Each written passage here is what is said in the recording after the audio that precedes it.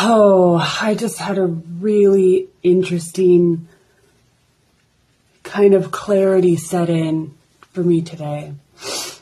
It kind of has to do with wellness and nutrition and the E-files everyone's talking about, and kind of karmic cycles. Because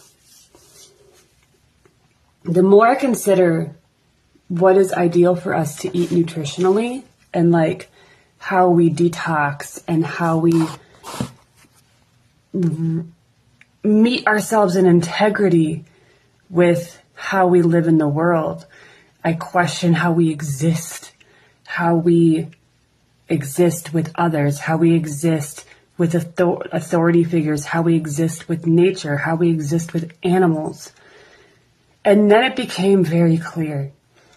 We are currently in this environment where others are seeking domain over our sovereignty, over our bodies.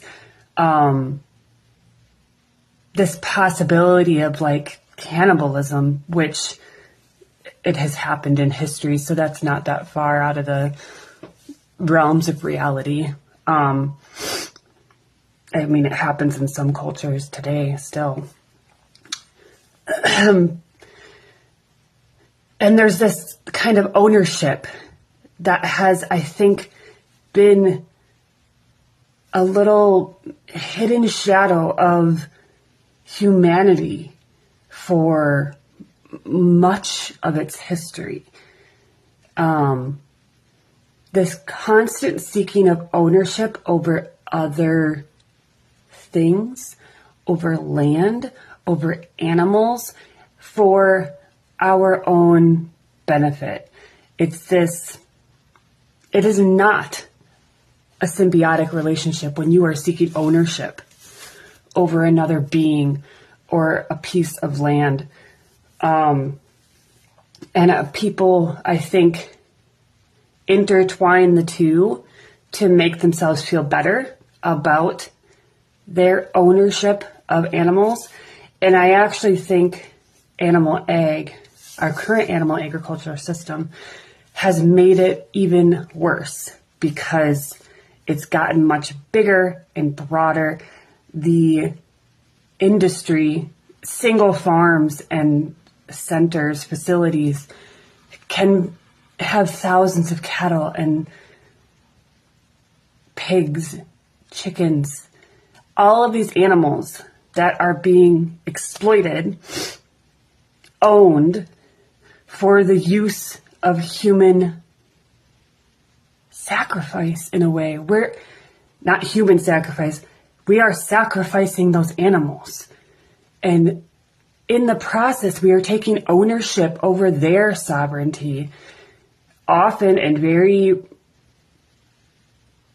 unethical conditions. And they no longer have the choice whether to stay or leave. And then we take their lives from them. And every time you go into a store or a fast food restaurant and buy that meat, you are directly contributing and supporting that system.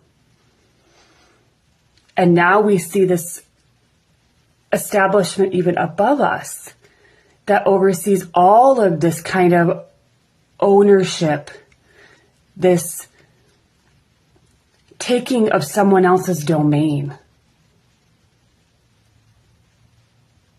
in a really broad spectrum and on the micro level.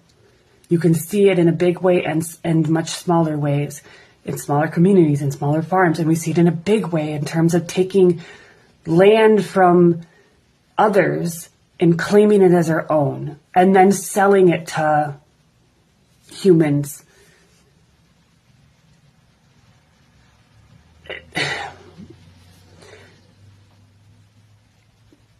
There's just, and I can't even give a clear explanation of what there is here to extract as a kind of lesson from it. But it just kind of hit me how in so many different ways we are contributing to this taking of others' domain, whether it be body, land, other, rights from other people. But we are also contributing directly to the same thing with animals and the land around us.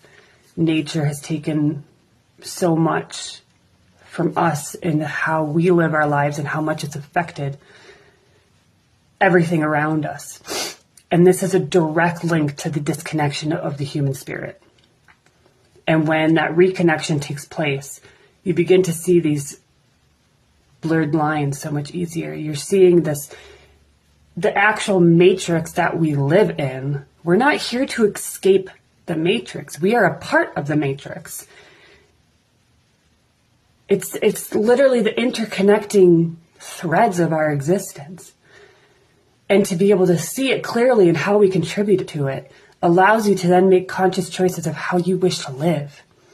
Do you want to be contributing to a system that is continuing to extract and take the domain, the bodies, and take ownership of other beings and using them for profit?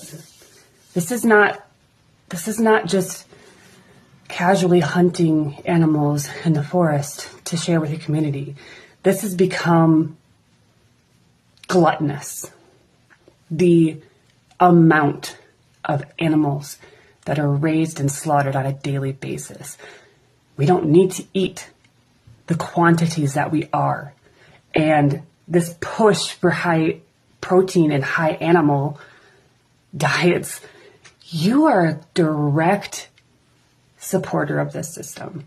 Unless you are out hunting your own meat, if you're out buying it from the store or eating at fast food restaurants, you are directly supporting that.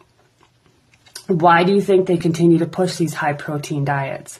I personally have never heard in the nutrition industry, and the wellness industry is directly linked to this as well.